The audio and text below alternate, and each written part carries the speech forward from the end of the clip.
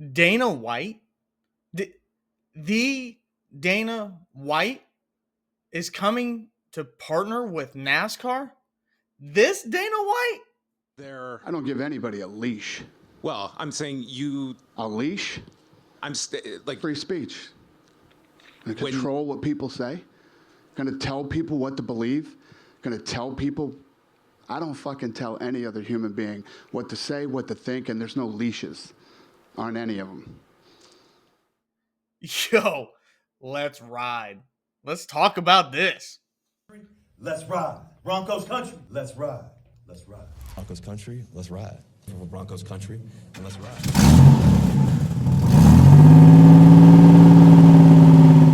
Welcome to Stuck in the Catch Fence. I'm glad you're here. Late night, late video, but big news coming out. Dana White has said that he is now working on a partnership for an electric car series with NASCAR. So we have to jump into this because this is one of those things that is monumental. And, I think a lot of people are going to hang on the electric car side of it. I'm moving way past that. So here is the short video clip coming from the podcast that states that Dana White is going to make a discussion and then it sounds like a business proposition, a proposal. It sounds like it's already in the works, but is going to work with NASCAR after July 4th, after he has a party, and come up with an electric car series, something that he has already worked a little bit with Nitro Circus with Travis Pastrana. So here, take a listen. Car racing. We're actually, after 4th of July, I do 4th of July at my house in Maine. I'm flying to NASCAR and we're doing a deal with NASCAR. Oh, nice. We're going to be the electric series for NASCAR. Wow. Yeah. Oh, that's We're cool. working on that deal right now. So, yeah. So there you have it. There's not a lot there, and you're probably wondering how a video of that little bitty clip can be made and how we're going to talk about that. But so let's first talk about the proposition, an electric car series, because a lot of you guys are going to look at that and immediately throw your nose in the air. You're not going to listen to it. But let me tell you this. If this is a side venture, which it sounds like it is, kind of like Formula E, who cares? Okay? The future will be moving forward to hybrid sooner rather than later. Probably the next gen car will be a hybrid. Then we'll move to electric. It depends on what the technology brings. I'm not against new technology in the sport. I'm against technology that has not yet been refined to make the best product. Right now, we don't have that with electric vehicles. We're very, very close when it comes to hybrid. A lot of the other sports are moving to hybrid. So don't get hung up on the electric car series. It is an off-branch series from what we already have. And if that's where NASCAR wants to do its testing, when it comes to tires, when it comes to downforce, when it comes to horsepower, whatever it may be, this is the way to do it. What other way, if you're going to use a technological series, would you try to do things to then put it to your main series? Not really the truck, not really the Xfinity, because those are different bodies. But if you're going to simultaneously have a series that looks like a production car, but uses a different type of motor, a different type of system, why not let that be the series that says, hey, instead of the all-star race where we try two different tires, let's try it in the electric series. Because the popularity of it is not going to be there initially. So you have to find a way to be different outside of the fact that it's an electric car series versus a gasoline series.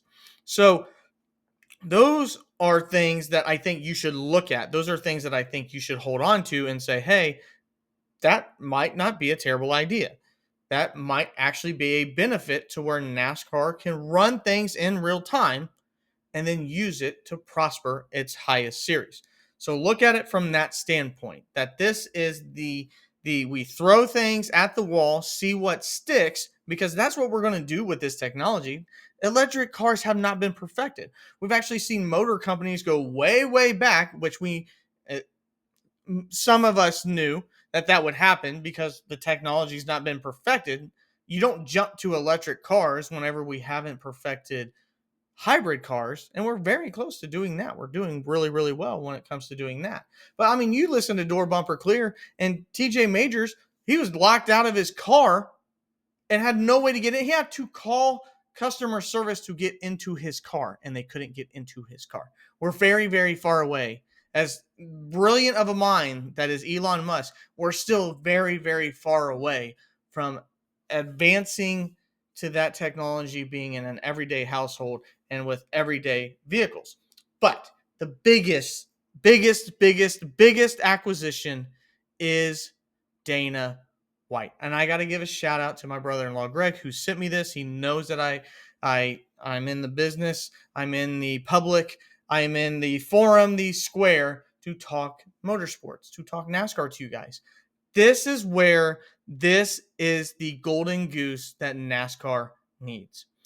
What better way than to get somebody like Dana White?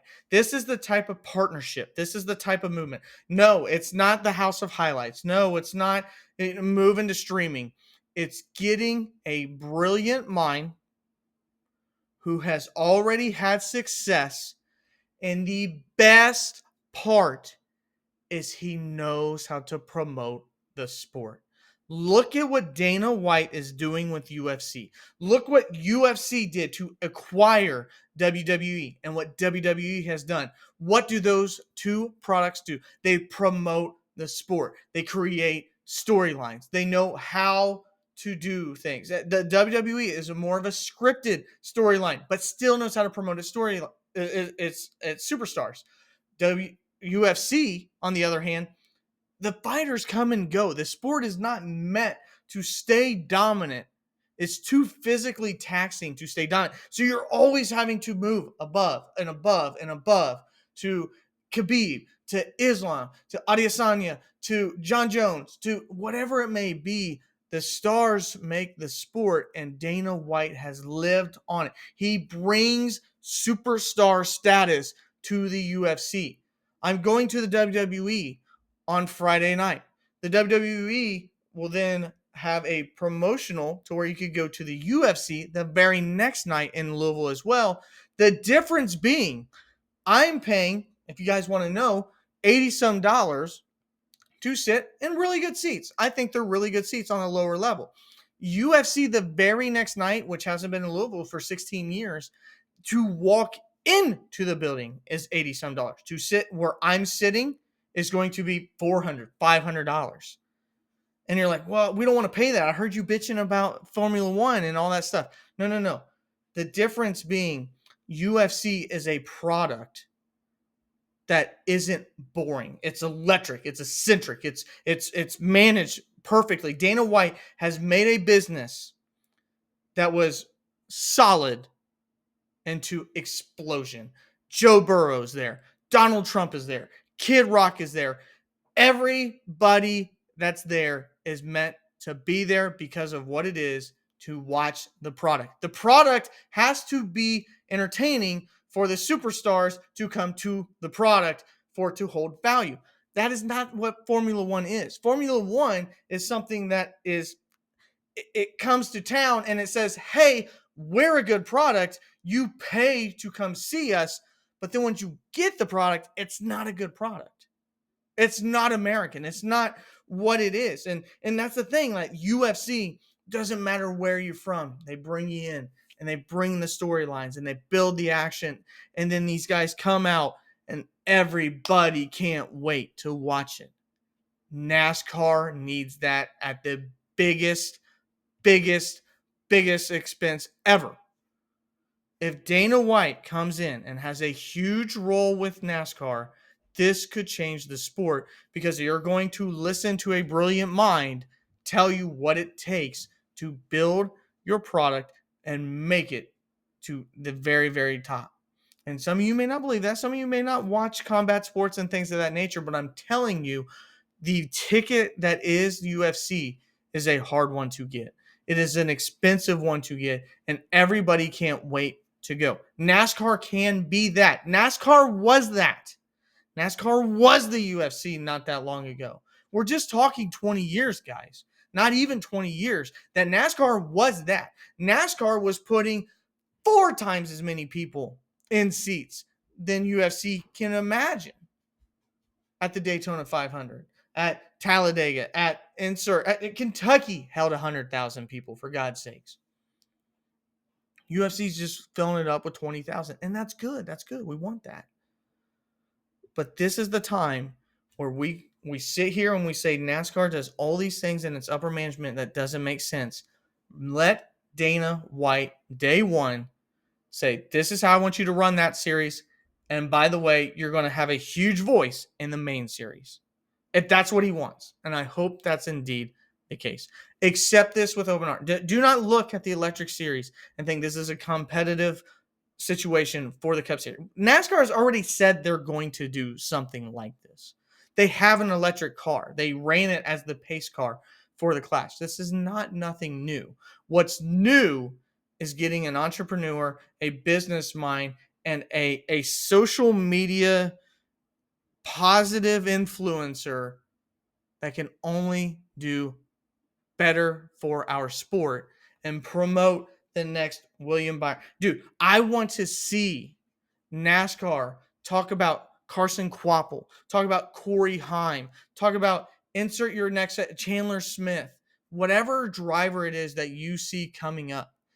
Imagine the NASCAR promoting them the same way that UFC promotes Paddy Pimblett, the way UFC has brought up Islam Makhachev, the way that the next big, what they've done to Adesanya, what they did to Francis Ngannou. They make stars. They make you emotionally attached. NASCAR misses that. NASCAR needs that. It's the best thing that you can do to promote your sport, to grow your sport. And there's nobody better to do it than Dana White. So that's my thoughts. What are your guys' thoughts? I know that I might be overblowing this, but dude, this is one of the most positive things I've heard in a very long time. So feel free to comment below. I'd be glad to see what you guys have to say as well. If you want to find us, we're doing iRacing almost on a nightly basis with Joe. We just talked about Kyle Larson. We're going to do a live show probably tomorrow night so we can talk about the upcoming race at Sonoma. All that and more. My name is Ryan Peters. Thanks again for tuning in to Stuck in the Catch Fence. Follow us on Twitch, Facebook, and of course, like and subscribe to the channel.